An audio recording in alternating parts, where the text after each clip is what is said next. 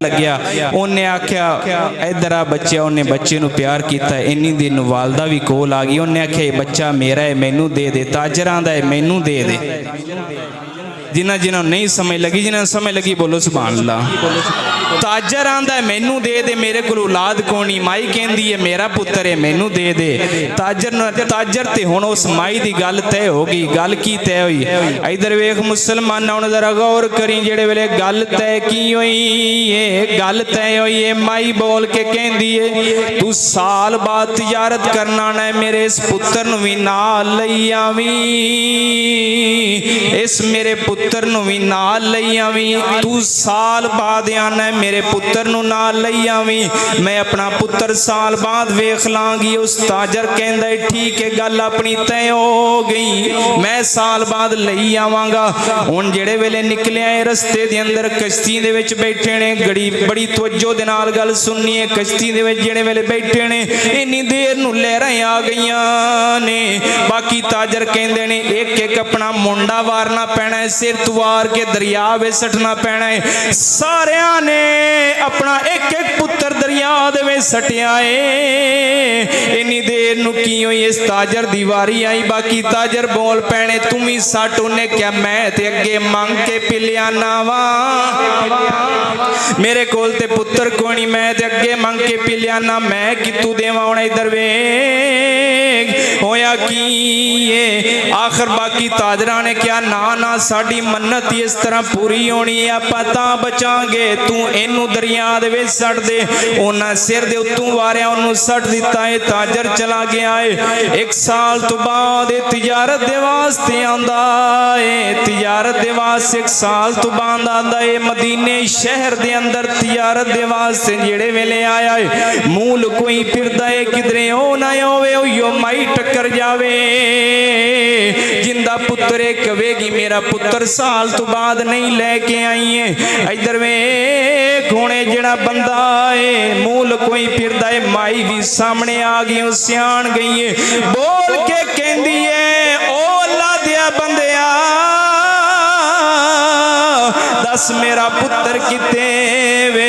उन्हें माजरा सुनाया। बोल के कहंदा है मैं ते दरिया दे विच सुट दिता है। इन्नी देर नूं माई डाइयां मारन लग पई, रोन लग पई। रोंदियां काजी मदीने दे कोल चली गई है। जाके कहंदी ओ काजिया साडा फैसला कर दे।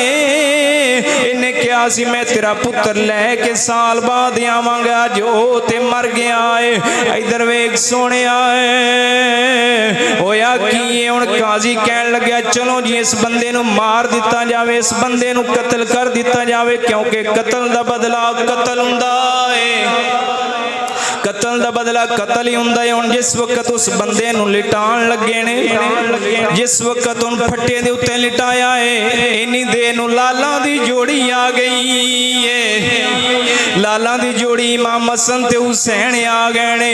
जिस वक्त आए ने आके कहंदे ने ओ अल्लाह दे बंदिया दस ते सही माजरा की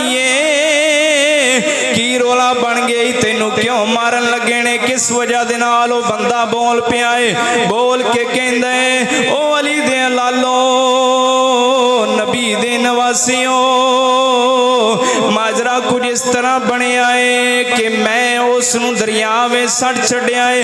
अज उनके बदले मैनू मारन लगे ने।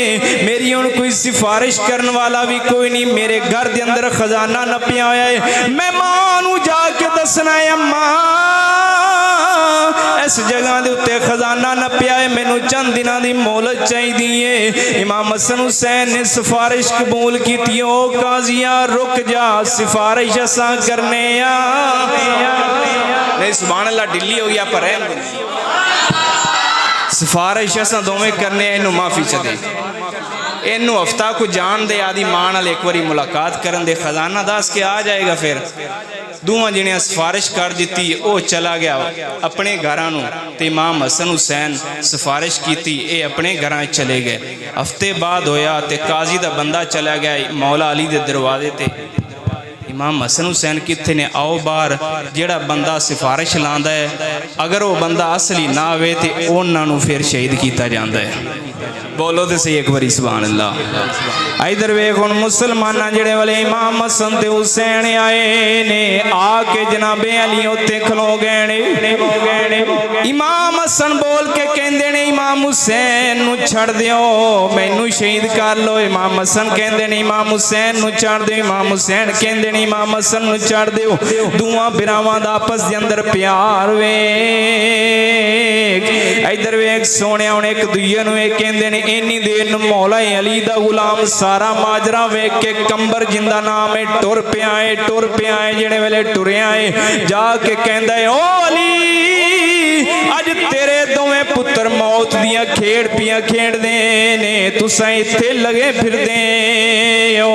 इधर वेख सोने हुण होया की मौला अली आ गए ने, पाक अली आए ने। आके हुण जेड़े वेले वेख्या है पाक अली ने क्या मेरे पुत्रां नूं क्यों मारन लगे हो? अगों कहंदे ने इन्हां ने जमानत दित्ती हो, बंदा हाले नहीं आया। पाक अली जोश च आ गए, मेरे कोल इलम बड़ा है, मैं उन्हें बंदा भी सद लांगा, वो बच्चा भी सद लांगा। पाक अली ने एक हथ कीता है उस बंदे नूं ले आंदा है, दूजा हथ कीता है उस बच्चे नूं ले आंदा है। बोल के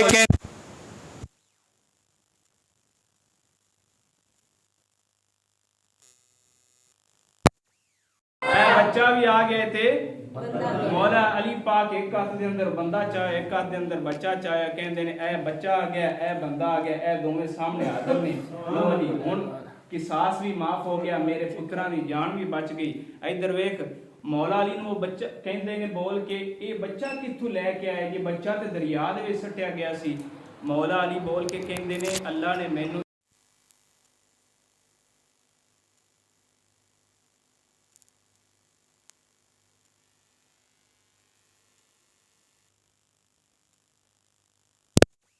बादशाह फौत होया सी, वो बादशाह वसीयत कर गया सी मेरा ए बाज जिंदे मोढे ते बवे ओनू बादशाह च बनाया जी। ते ए बाज बैठा उस बच्चे दे मोढे ते, बच्चे नू ना चौक ते बादशाह च बनाया। माई नू मौला अली बोल के कहने ले माईए गया यतीम आया आके बादशाह बन गया। गया यतीम सी आ बादशाह बन गई।